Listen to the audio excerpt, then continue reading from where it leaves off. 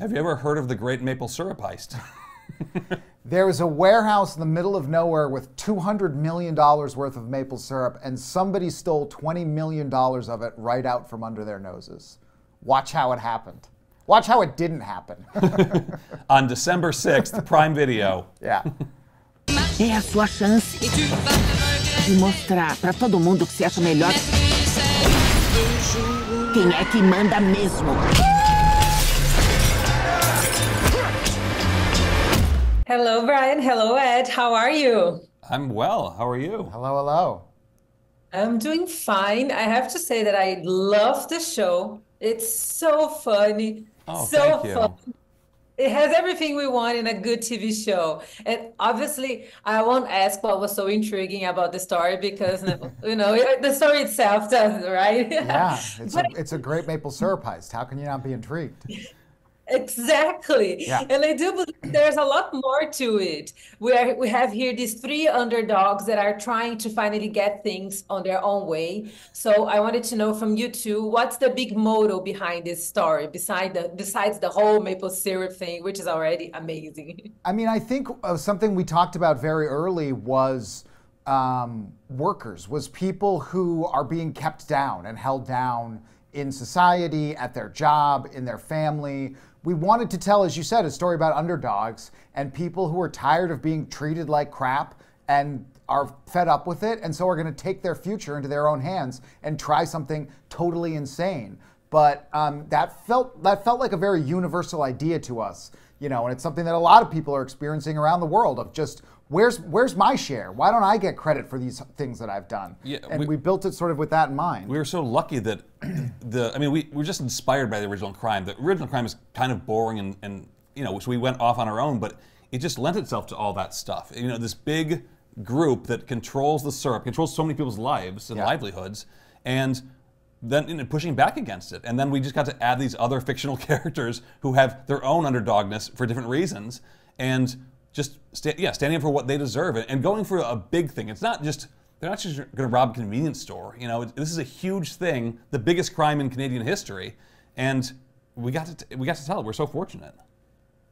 This is so Canadian, right? Because Canadian people are the nicest, and obviously the biggest heist would be such a iconic heist.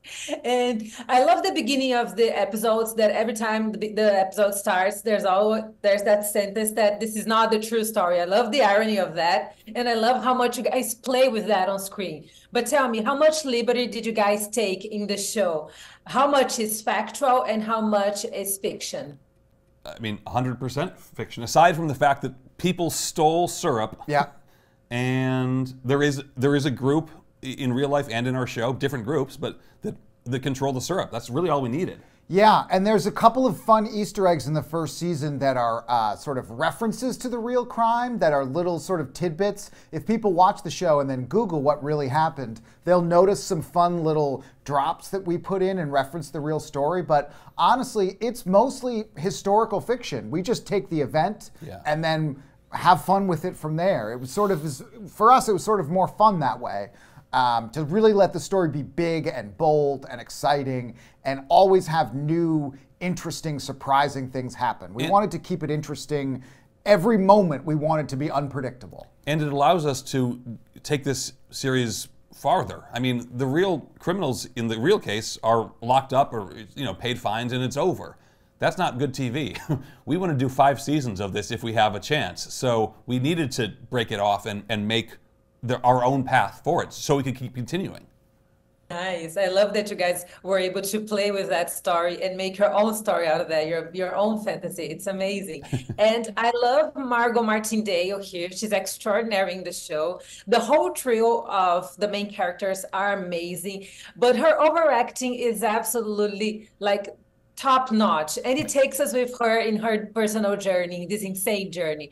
How was it working with her? And walk me through that amazing tree stuck in the truck scene. That scene is just absolutely, that is pure cinema to me.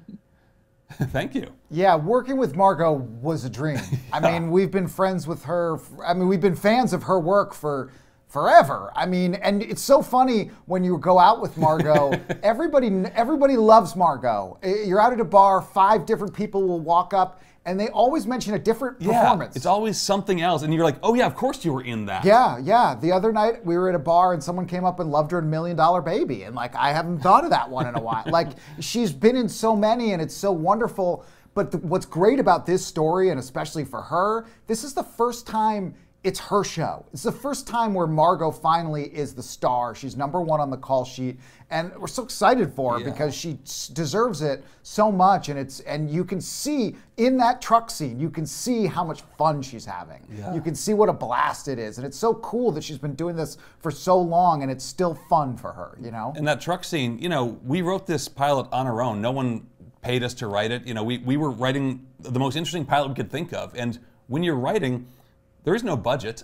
So we were like, well, what is the best Ruth thing to do no matter what? And we're like, okay, how about this?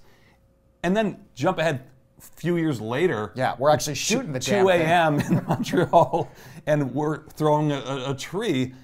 It was a little surreal because you never think you're going to have to do this again. Right. And then it was a crazy night. And it took a couple of shots. The first time we wanted to shoot it, there was a huge ice storm in Montreal, and so we had to cancel it because you can't do that with ice.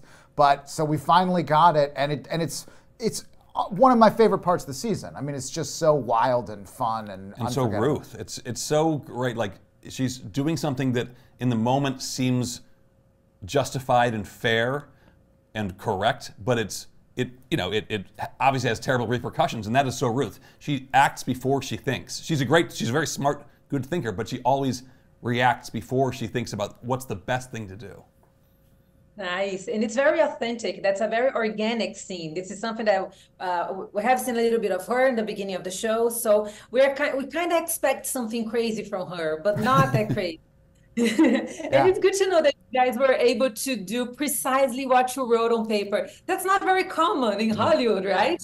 No, I mean, honestly, looking back at the original pilot we wrote, we made some changes. I mean, we changed Mike and Remy to suit our characters, just literally physically though. We thought Mike was going to be much older and Remy was going to be much shorter, but when Guillaume walked in and when Chris did his audition, we were just like, okay, well, they're going to have to be the stars, so we have to change that a little bit.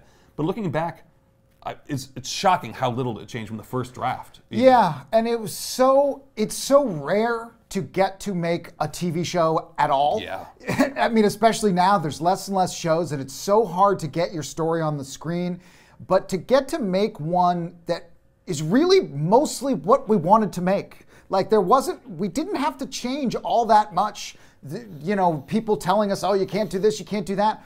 It's kind of what we wanted. We saw the premiere last night at TIFF, and it was amazing. Everybody had such a good time, but like seeing the music with the audience there, it was just like, yeah, that music is exactly what we want it to be. And it's so rare to have that kind of freedom and control over something that it's just really nice that there's a show that we made that I can look at and be like, I really like this. I like this show, because you so often work on things that you know, you're happy to have the job, but maybe it's not your favorite show on earth, but you're happy to do it. But this is cool. Yeah, and a lot of that, I think, I mean, yes, we worked hard, but the crew and everyone behind the scenes were amazing as well. We came up to Montreal not knowing the layout, really, of especially the geography, of course, but also just how it works up here.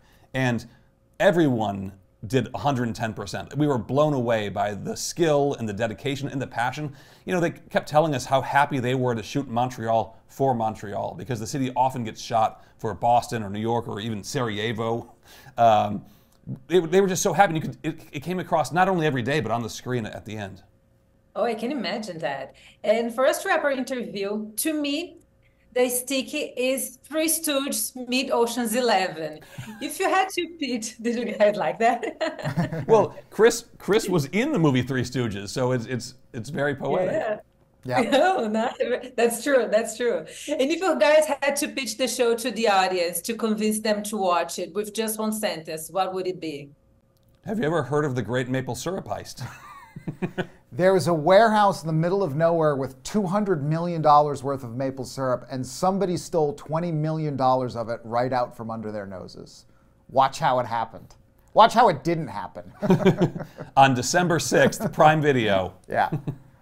Greatest speech ever. Guys, thank you so much. It was a blast. I'm so happy to know that you guys were able to do the show you guys created since the beginning. This is so good. This is music to my ears because this is what the audience, and I'm saying this as an audience member now, this is what us audience want. It's you writers to have the freedom you deserve to write the things that you want to write so the audience can cheer with you and can celebrate those amazing stories with you. So thank you so much for that. Thank you. And Thank you for saying that.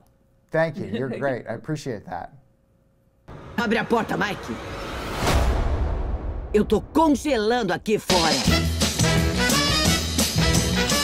Eu gosto de um roubo.